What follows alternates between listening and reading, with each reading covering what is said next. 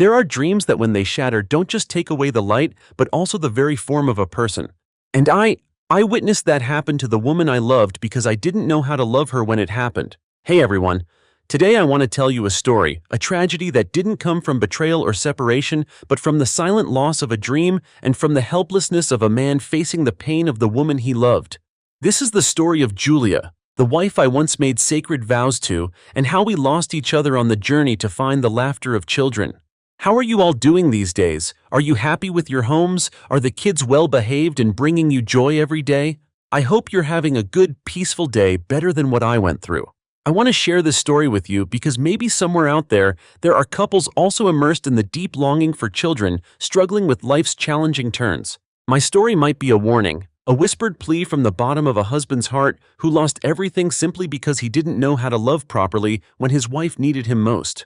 It all started with a simple love, a great hope, and a dream of children's laughter. When I proposed to Julia under the city's twinkling lights on a small boat drifting across the breezy West Lake, I saw in her eyes a universe of love and simple dreams. She nodded, her smile radiating brighter than any star in the sky. We got married soon after a small cozy wedding, overflowing with laughter and blessings from family and friends. The reception took place in a charming little garden filled with roses, and Julia in her pristine white dress looked like an angel. I still remember clearly as we cut the wedding cake, she whispered in my ear, "Honey, someday we'll have a small, truly happy family with kids running around just like this." From the very first days of our marriage, a big dream was painted in our small home, the sound of children's laughter. Julia, my wife, always adored children with an instinctive and pure love. She could sit for hours watching the neighborhood kids play, a gentle smile always on her face, her eyes following every tiny unsteady step. She once told me, her eyes sparkling as if holding 1,000 stars, "I don't need much, honey. All I need is to have a child to hold every night, to hear them call mommy, and that'll be enough. That's all the happiness I dream of." Her voice when she said those words was filled with such tenderness and longing that it melted my heart. I felt the same. As a man, I always longed for a complete family with children to love, to teach good things to. I imagined myself playing soccer with my son in the backyard on weekend afternoons, or reading fairy tales with my daughter before bed, watching her drift into peaceful sleep. Those images, sweet and vivid, became the driving force behind all our efforts in life. We often talked about names we'd pick for our kids, about how we'd decorate the nursery, about their very first toys. We didn't wait long. Right after the wedding, we started trying to conceive naturally. The first month passed with excitement mixed with anticipation. Every morning, Julia would hold her breath using a home pregnancy test, her face tense but her eyes still sparkling with hope. Then only one line. Disappointment flickered but was quickly replaced by faith in the next month. The third month, still two clear white lines. By the sixth month, I started to feel more stressed. Not just stress, but a hint of disappointment creeping in, an invisible fear beginning to spark within me, though I tried not to show it to keep Julia from feeling pressured. But Julia remained surprisingly optimistic. She still had absolute faith in destiny, believing that a child would come at the right time, that this was just a test of our patience from above. She bought baby naming books, meticulously examining each name, reading rhyming names aloud, and we imagined together who the child would resemble, what their personality would be like. She plastered cute, chubby baby pictures around her desk on the refrigerator, and even bought a few tiny, soft white onesies, smelling of new fabric, carefully hanging them in the closet as if just waiting for the day to welcome our child home. Every time I saw those little outfits, my heart swelled with hope, mixed with a touch of worry. "It'll be okay, it'll be okay," I told myself, trying to push away negative thoughts. I thought we just needed a little more patience and everything would fall into place. "Everything will be fine," I told myself, trying to reassure myself and Julia.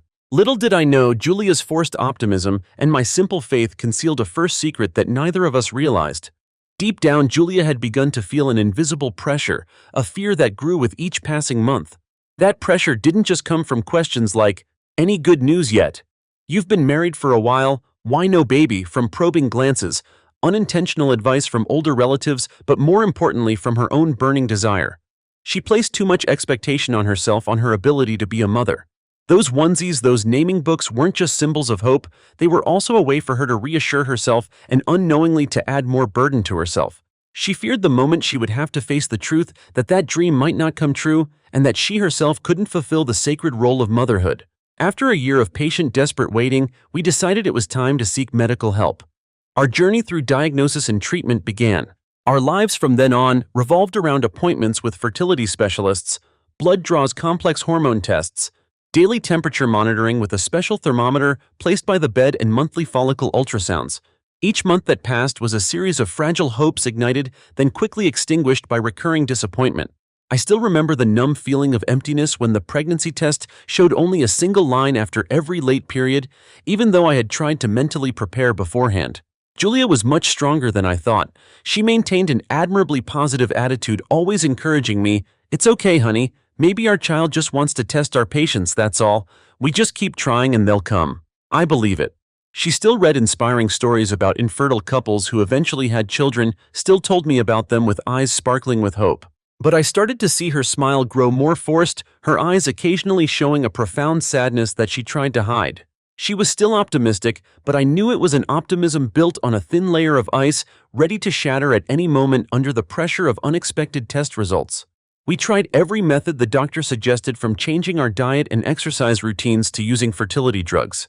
Each injection, each pill Julia had to endure, uncomfortable side effects from nausea and dizziness to dull abdominal pain. It pained me to watch her, but she gritted her teeth and endured just to hold on to a glimmer of fragile hope. I felt helpless, unable to share the physical pain she was going through. Finally, after nearly a year of fragile hopes, physical pain, and mounting disappointments, we once again sat across from the doctor who had been monitoring our case all along. He placed the thick folder of records on the table, removed his reading glasses, and then looked at us with eyes full of compassion, as if he was all too familiar with moments like these. "I am very sorry to inform you that based on all the tests and specialized diagnoses we have performed, Julia's ability to conceive naturally is almost zero. The success rate of assisted reproductive methods like IVF is also very low, only around 5%. The entire room seemed to freeze. All sounds seemed to vanish, leaving only a ringing in my ears and my heart pounding like it wanted to burst from my chest. I looked at Julia. She didn't say anything. Her face was pale, but she still managed to squeeze my hand under the table, her hand trembling. She tried to smile, a weak, pitiful smile, a smile I knew she was trying her absolute hardest to make, then said to the doctor, her voice as faint as the wind rustling through leaves lost in the quiet space, We will consider other options, doctor. Thank you for your dedicated care." She was strangely strong, or perhaps she was just trying to appear strong so she wouldn't hurt me further, so she wouldn't see me break down. I knew that was the moment her world completely collapsed, the biggest dream of her life turned to smoke, and I could feel each shard of our child dream tearing at her heart. She didn't shed a single tear in front of the doctor, not a single complaint. But I knew. She no longer smiled when she left the clinic. Her steps were heavy. Her body seemed drained of all strength, just a shadow. That look of despair, that silence and stillness pained me more than any words could. On the way home, Julia was silent. A terrifying, suffocating silence. I tried to find words to comfort, to encourage, but every word caught in my throat like a heavy stone weighing me down. "I'm sorry," I whispered, but the words sounded so weak and meaningless, like a faint breeze in the desert. I was afraid of the moment I had to confront her pain, afraid I would say something wrong, afraid I wasn't strong enough to bear this sorrow, with her afraid to see the complete heartbreak in her eyes. I just held her hand tightly, trying to convey a little warmth, a little of my presence, though I knew it wouldn't be enough. And that very fear, my hesitation, became the second secret that began to gnaw at our relationship. Julia wanted me to comfort her, wanted me to soothe her, wanted me to hold her tightly and tell her, everything will be okay. We still have each other whether we have children or not. But I couldn't do that. I remained silent because I didn't know what to do, and that silence became an invisible wall between us, making her feel alone in the storm, feeling abandoned even by her closest person. After that fateful day when the doctor's diagnosis felt like a life sentence imposed on our dream, Julia began to change. It wasn't a sudden, shocking change, but a slow, quiet, terrifying transformation, like a young plant gradually wilting from lack of water and light. She no longer talked about children. The baby naming books, the pregnancy magazines, the parenting guides were stored away in a corner of the bookshelf, gradually gathering dust over time. The pretty soft onesies she used to cherish, gazing at them with hopeful eyes, now lay silently in a drawer like evidence of a broken dream, a wound that would never heal. She no longer visited mom and baby forums, no longer read articles about parenting experiences, no longer watched adorable baby videos online. All the things that were once her source of life, hope, and inspiration now disappeared from her daily life as if they had never existed, as if she was trying to erase all traces of a shattered dream. Instead, there was silence. A heavy, uncomfortable silence covering our home. It wasn't the peaceful silence of evenings spent together reading or watching movies, but an empty, haunting loneliness. Julia became distant. She was still there, still fulfilling her responsibilities as a wife, preparing meals, cleaning the house, even asking me about my daily work in a perfunctory way, but her eyes were always distant, as if her soul had flown somewhere far away beyond my reach. We lived under the same roof, ate the same meals, even slept in the same bed, but we were like two strangers, unable to reach each other, unable to understand each other's hearts. Our conversations only touched upon superficial topics, work, weather, never reaching the deep emotions within. I didn't know what to do. Julia's pain was too great, too profound, and I was completely confused, lost like a rudderless ship at sea. I didn't know how to comfort her, didn't know how to pull her out of the deep hole of despair she was sinking into. Every time I tried to talk, she would brush me off or just answer vaguely, her eyes avoiding mine. "I'm fine, don't worry." She said that, but I knew she wasn't fine at all. She was hiding in extreme pain. Gradually, I also chose silence. I began to escape her pain and also escape my own pain, my helplessness, the disappointment that was gnawing at me little by little. I buried myself in work. That was the only way I knew to escape the suffocating atmosphere in the house. I stayed at the office, later spent hours checking emails, attending unnecessary meetings, or simply staying in my office looking out at the bustling city. I took on more projects, more overtime shifts, even found excuses to go on distant business trips just to avoid facing Julia's silence and empty gaze when I returned home. Not because I hated her. Never. My heart still loved her, still wanted to be with her, but my mind didn't know how to act, didn't know what to do to break this invisible wall. It was because I didn't know how to face the painful eyes of the woman who was once the light of my life. I was afraid to see the sadness in her eyes, the sadness I knew I couldn't soothe, couldn't heal. I was afraid to see the image of a broken Julia, someone I wasn't familiar with, someone I didn't know how to help. I kept thinking if I gave her space, she would get over it herself, would find peace on her own. I was wrong. A fatal mistake. A mistake I would pay for with my happiness. And this is the third secret that killed our love. Julia didn't need space. She needed me. She needed a shoulder to lean on, arms to hold her tight, words that I still loved her, still wanted her, even if we couldn't have children. She needed a husband who could face the pain with her, cry with her, accept this cruel truth with her. She needed me to prove that her worth wasn't in bearing children, but in who she was and the love she had for me and for life. But I failed to do that. I was silent. I ran away, and that silence, the distance I created, made Julia feel alone in her pain, like she was abandoned on a deserted island. She felt like I was abandoning her, that I no longer loved her, no longer valued her, when she couldn't fulfill the dream of motherhood. I didn't know how to love her when it happened, and my absence left an indelible scar in her heart, a scar bigger than the pain of not being able to have children. The silence and distance between us grew like a malignant tumor, silently consuming every cell of our marriage. The house that was once warm and filled with laughter now became a suffocating, stressful space. We still lived together, still carried out daily activities, but everything was superficial, soulless. We started arguing over the smallest things, things that we could easily overlook before, or that a simple smile, a hug could fix. Julia became more sensitive, more easily angered. She would get annoyed if I forgot to buy milk for breakfast, or if I accidentally left a dirty shirt on the sofa instead of putting it in the laundry basket. She would snap if I accidentally played music too loud when she was reading, or if I was simply tired after a day at work and didn't respond to her immediately. And so did I. I resented her nagging about trivial matters, her snapping at me, her being cold and distant. My patience also gradually ran out, and I also became more irritable, more prone to saying hurtful things.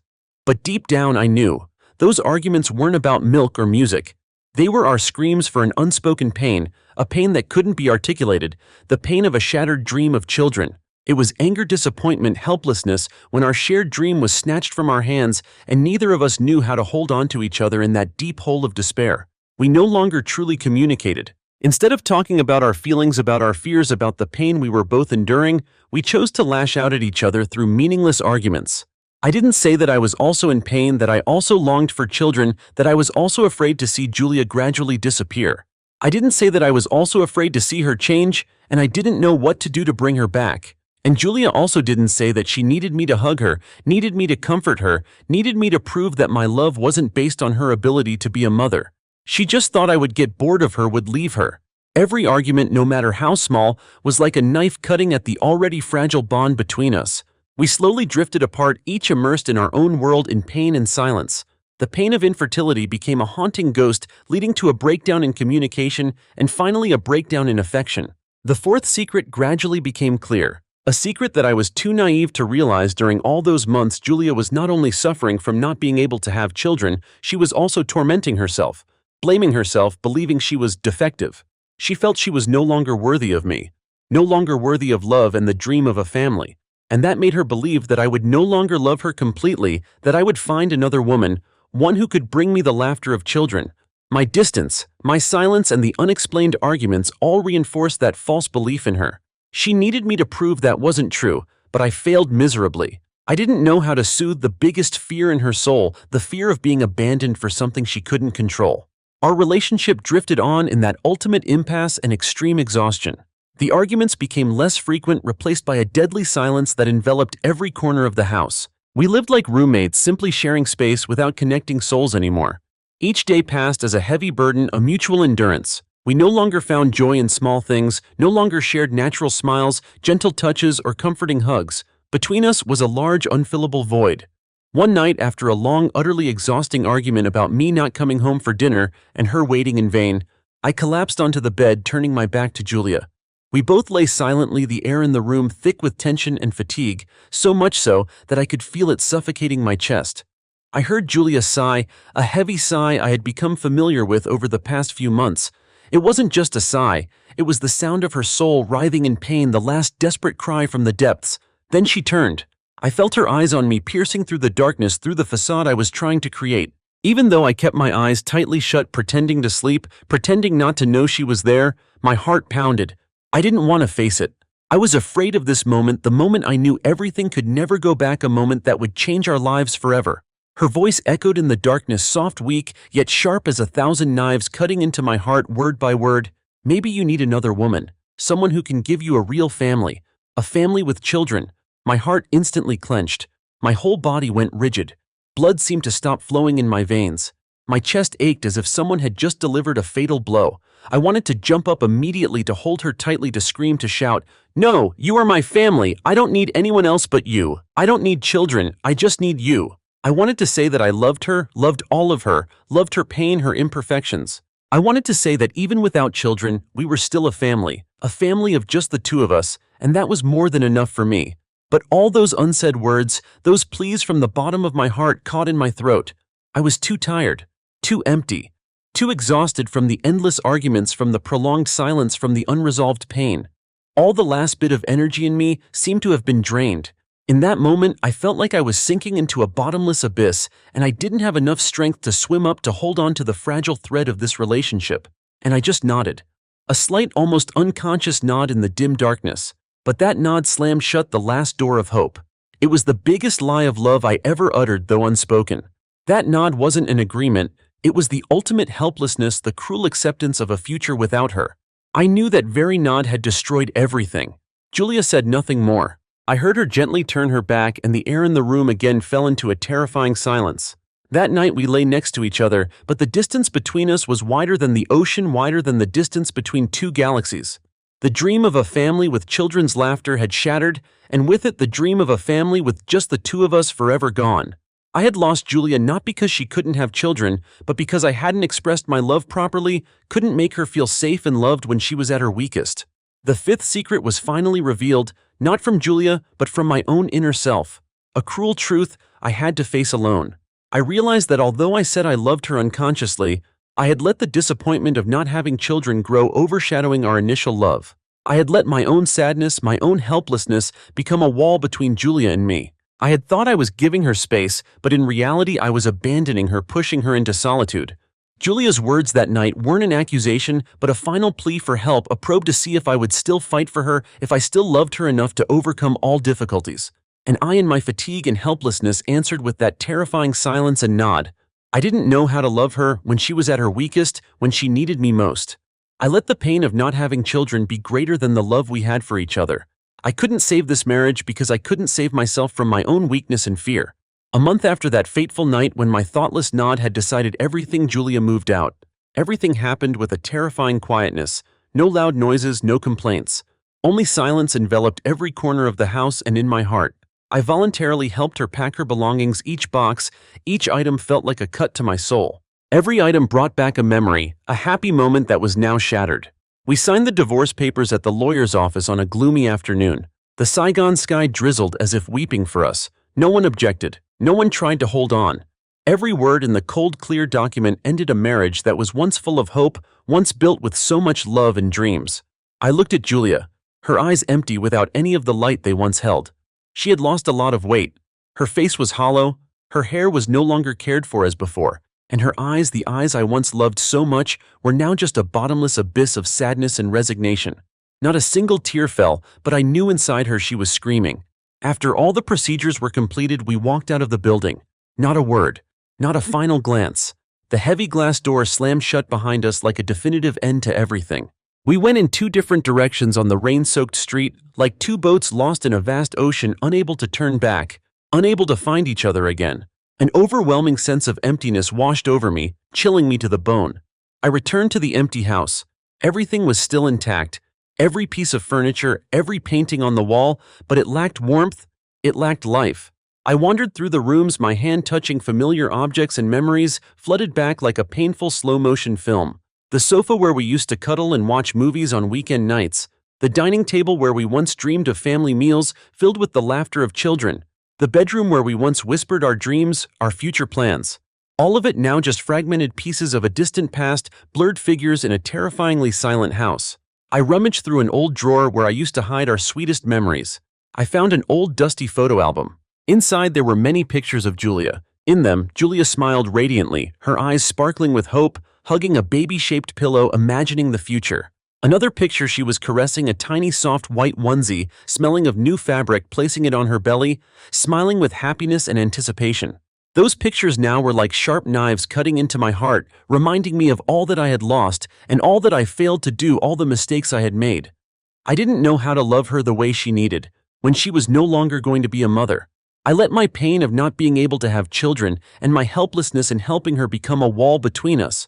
I wasn't strong enough to say, "You are all I need, Julia. Children are not as important as you. You are my family, complete and enough." I couldn't soothe the fear within her, the fear that she was no longer valuable, no longer worthy of my love. I think I made her feel like her worth lay in her ability to be a mother and giving me a complete family according to society's definition. And that killed her from the inside, silently killing our love. I didn't realize that losing the ability to be a mother was too great a pain for Julia, a pain not only physical but also spiritual about the sacred instinct of a woman. And what she needed most at that time was not my silence or my avoidance, but the affirmation of unconditional love, understanding and sharing from her husband, someone willing to face any storm with her. I couldn't give her that. I wasn't strong enough to stand firm beside her to face this storm with her. I chose to run away and I lost everything. I realized the final and most painful secret was not in our inability to have children, but in myself. My fear of facing Julia's pain, my helplessness in not knowing how to comfort her, and my indifference when burying myself in work inadvertently pushed her away. I loved Julia when she was radiant with hope, but I didn't know how to love her when she was steeped in despair, when she felt she had no worth. And that is the biggest mistake of my life. A mistake I will carry with me for the rest of my days. If you are listening to this, and you are walking alongside your partner on the journey of infertility, a challenging journey full of hope and also profound pain, please remember, with all that I have experienced, with all the regret that gnaws at my heart every day, you don't just love each other to have children.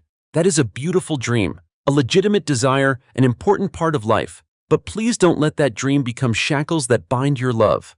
Your marriage, your love should not be defined or limited by the reproductive ability of one of you. The value of a human being does not lie in a biological function. You love each other because two souls once chose to walk together. For the smiles, the tears, the memories, the aspirations you have built together from the very beginning. For who you truly are with all your strengths and weaknesses, not for a biological function that may or may not exist. Cherish your partner for who they are, for all that they are, not for what they can provide. And if that journey is bumpy, don't let silence kill the most sacred thing, unconditional love. Silence is a silent killer. It will eat away at love from within, making two people slowly drift apart without even realizing it. Don't avoid each other's pain. Speak out what you feel, whether it's fear, disappointment, or even anger. Listen to your partner with all your heart, with deep understanding and profound empathy. Hold each other tightly, even if tears fall, no matter how scared you are. Face the truth together. cry together, accept together, and find a new path together. Even if it's a path without the laughter of children, it can still be a happy and peaceful path for the two of you. I lost my wife not because we couldn't have children, it was because I didn't know how to love her when it truly mattered. I failed to express my love properly, couldn't give her the security and understanding she needed most. I let my own fears and helplessness overshadow our love, and I left her feeling utterly alone in the greatest pain of her life. And that is the biggest regret of my entire life. Don't repeat my mistakes. Love each other unconditionally, because true love is the only thing that can heal all wounds and overcome every single challenge life throws your way. Thank you all so much for taking the time to listen to my deeply painful and regretful story. This has been a costly lesson I paid for with my entire marriage, with the devastating loss of the woman I loved more than anything. I truly hope that from my mistakes, from the profound pain I've gone through, you can all take away something valuable for yourselves. If you found this story meaningful, please take a moment to leave a comment below. Share your thoughts or even your own story if you've experienced something similar or if you have loved ones dealing with the heartache of infertility. And please don't forget to share this video with anyone you think needs to hear this message. Perhaps someone out there desperately needs this warning, needs a wake-up call to truly understand the value of real love, empathy, and mutual acceptance before it becomes too late, before they lose the chance to save a life, a family, a love. Finally, if you want to support this channel and want to hear more emotional, meaningful stories and other life lessons, please hit that like button and subscribe to our channel. Your support is an incredible motivation for me to continue sharing honest stories from life stories that can genuinely touch hearts and change lives. Thank you all so very much.